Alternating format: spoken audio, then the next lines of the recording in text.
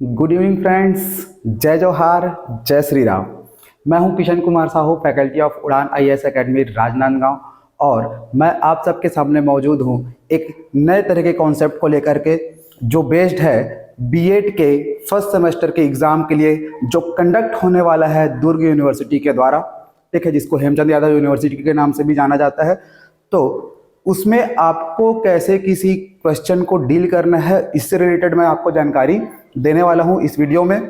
तो आपको कोई जो क्वेश्चन जो देगा, तो हम हर एक यूनिट का देखेंगे, हर एक सब्जेक्ट। जैसे आपको मैं बताऊंगा जो दर्शन होता है, ठीक है, शिक्षा और दर्शन, उससे रिलेटेड वाला जो है शिक्षा के दार्शनिक जो परिप्रेक्ष्य है उससे रिलेटेड एक पूरे लाऊंगा, ठीक है। उसके बाद मैं बताऊंगा आपको मैथ्स पेडागोजी के बारे में, ठीक है। और उसके बाद देखेंगे जो एक नया सब्जेक्ट इस साल ऐड हुआ है दुर्ग यूनिवर्सिटी में बीएड फर्स्ट सेमेस्टर में, वो है नई तालीम।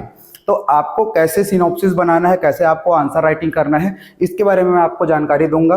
तो आज जो है जो शिक्षा का दार्शनिक परिप्रेक्ष्य है उसका पहला यूनिट, उसमें जो पहला क्वेश्चन है वो आपको बताऊंगा कि कैसे आपको उसको सॉल्व करना है, ठीक है। तो कोई भी जो यूनिट रहेगा उसमें आप सबसे पहले तो ये देखेंगे कि पिछले वर्ष कौन से क्वेश्चन आए थे, क्योंकि संभवतः ऐसा होता है कि पिछले वर्ष जो क्वेश्चन दिए जाते हैं उससे रिलेटेड क्वेश्चन अगले वर्ष नहीं दिया जाता। तो इस चीज़ को आप थोड़ा सा ध्यान में रखेंगे।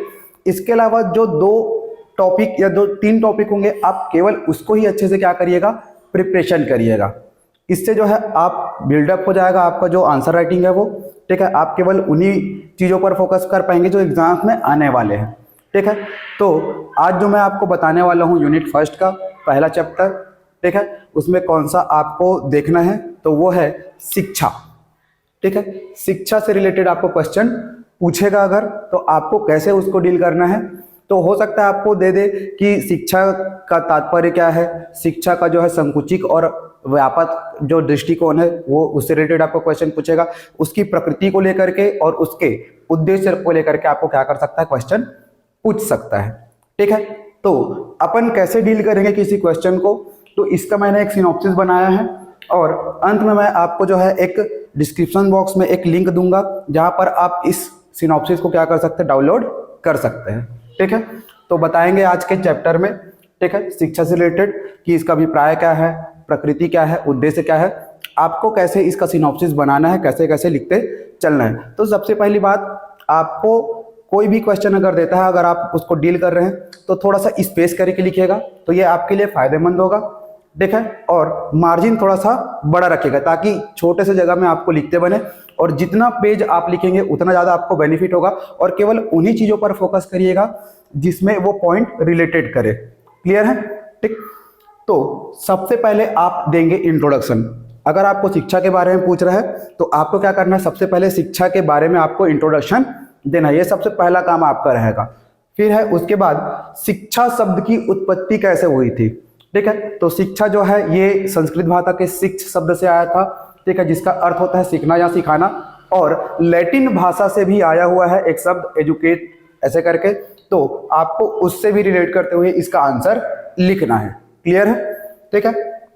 फिर आपने बता दिया उस शब्द की उत्पत्ति, उसके बाद आपको बताना है शिक्षा शब्द का अर्थ कि क्या होता है। तो इसमें आप जो है एक विचार को लिख सकते हैं मैकेंजी के, ठीक है, कि शिक्षा का अर्थ क्या होता है करके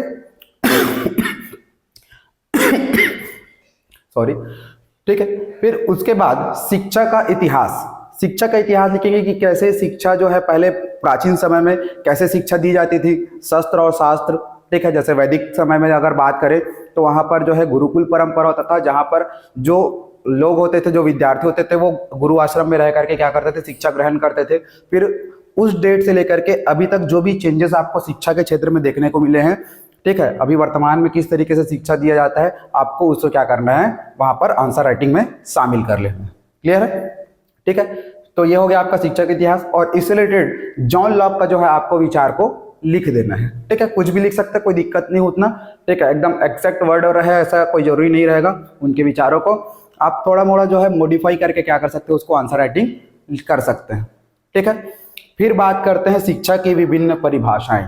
तो अलग अलग दृष्टिकोण से जो है शिक्षा की क्या दी गई है, परिभाषाएं अलग अलग व्यक्ति के द्वारा दी गई है। किसी ने उसको एक वैज्ञानिक दृष्टिकोण के रूप में लिया है, किसी ने उसको आध्यात्मिक दृष्टिकोण के रूप में लिया है, किसी ने एक व्यक्तित्व विकास का साधन माना है उसको, और किसी ने जो है वातावरण के साथ उसका जो अनुकूलन होता है उसके हिसाब से क्या दिया है, उन्होंने शिक्षा का परिभाषा दिया है। तो आपको 4 टाइप आपको मैं बता रहा हूं यहाँ पर, आपको कौन कौन से टाइप्स के हिसाब से आपको क्या करना है, उसको शिक्षा को आपको लेना है।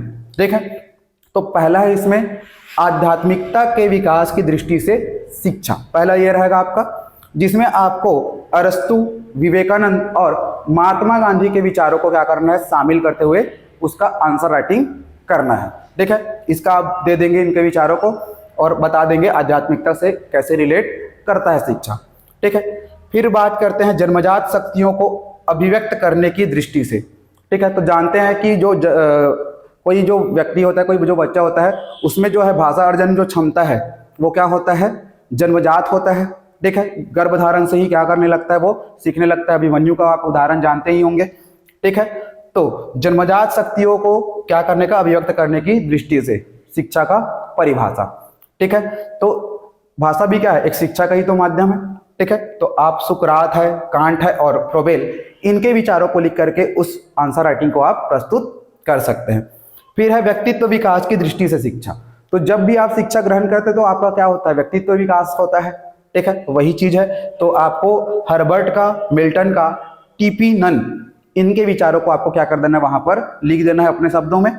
और उसके बाद है वातावरण के साथ अनुकूलन करने की दृष्टि से। कहने का मतलब है सामाजिक जो क्या रहेगा, परिदृश्य रहेगा, उसमें शिक्षा का क्या महत्व है, आपको इसमें डाल देना है। तो इसमें एच हैने, डीवी और टैगोर जी के विचारों को क्या करना है, शामिल कर देना है और आंसर राइटिंग कर देना है। कुछ नहीं, अगर आप 2-2, 3-3, 4-4 लाइन भी अगर इसमें लिखते चलेंगे तो बहुत बड़ा सा क्या हो जाएगा, इसमें जगह बन जाएगा, आपका आंसर राइटिंग बहुत लंबा हो जाएगा। क्लियर है? तो बस आपको यहाँ पर याद रखना है कि किन किन लोगों ने क्या किया है, विचार प्रस्तुत किया है और किस दृष्टिकोण से विचार को प्रस्तुत किया है, बस इतना याद रखना है। उसके बाद आप उसमें कुछ भी लिखो, कोई उतना दिक्कत नहीं होगा आपको। ठीक है, अब आते हैं शिक्षा के उद्देश्य में। तो शिक्षा का उद्देश्य क्या है, तो ये छिपा है किसमें, इक में। ठीक है, इक। अब इक मतलब बहुत सारे आपके इक आएंगे, जैसे शिक्षा के उद्देश्य जो है ये शारीरिक रूप से आपको क्या करने में, विकसित करने में सहायक रहेगा, मानसिक रूप से आपको विकसित करेगा। ठीक है, नैतिक विकास के लिए आवश्यक है, लोकतांत्रिक विकास के लिए आवश्यक है, चारित्रिक विकास के लिए, व्यवहारिक विकास के लिए, आध्यात्मिक, सामाजिक और व्यवसायिक। क्योंकि जो है शिक्षा एक हम पर्टिकुलर एक उद्देश्य से क्या करते हैं, शिक्षा ग्रहण करते हैं। तो वो उद्देश्य क्या हो सकता है, उस बेसिस पे ये आपको शिक्षा को बताना है। अगर कोई व्यक्ति जो है नौकरी पाने के लिए क्या कर रहा है, अगर वो शिक्षा ग्रहण कर रहा है तो उसका जो उद्देश्य होगा वो क्या होगा, व्यवसायिक होगा। कोई व्यक्ति जो समाज के बीच में क्या करने के लिए, रहने के लिए, उनमें बोलने बताने के लिए अगर क्या कर रहा है, शिक्षा ग्रहण कर रहा है, तो वो क्या हो जाएगा, सामाजिक, जैसे नेता लोग होते हैं। ठीक है, तो ऐसे ही आपको क्या करना है, शिक्षा को ग्रहण करना है। अगर कोई व्यक्ति संत महात्मा के पर्पज से अगर वो इन फ्यूचर बनने का अगर सोच रहा है तो वो क्या करेगा, आध्यात्मिक शिक्षा को ग्रहण करेगा। कोई जो है लोकतंत्र में अगर वहां पर जनता है या नेता के रूप में अगर वो आना चाहता है तो वो लोकतांत्रिक शिक्षा को ग्रहण करेगा। तो ऐसे ही अलग अलग प्रकार से यहाँ पर आपको शिक्षा के उद्देश्य देखने को मिलेंगे। ठीक है, अब बात करते हैं शिक्षा की प्रकृति कैसी होनी चाहिए। तो शिक्षा की प्रकृति में सबसे पहला है सामाजिक विकास की प्रक्रिया। तो शिक्षा जो है सामाजिक विकास की प्रक्रिया का एक क्या है, साधन है। आप क्या करते हैं, शिक्षा ग्रहण करते हैं, 4 लोगों के बीच में जाएंगे, बोलेंगे, बताएंगे, अपने विचार को प्रकट करेंगे और अच्छे अच्छे विचार है ये क्या करते हैं, आप समाज के बीच में रखते हैं। तो उसको अगर एक्सेप्ट कर लिया जाता है तो ये इससे क्या होता है, आपके समाज का विकास होता है। ठीक है, तो ये हो जाएगा सामाजिक विकास की प्रक्रिया। सर्वांगीण विकास का साधन, अब इसमें सभी प्रकार के जो विकास है इसमें उसका विकास क्या होता है, होने लगेगा शिक्षा के माध्यम से। ठीक है, तो यही क्या है, सर्वांगीण विकास का ये साधन बन जाएगा।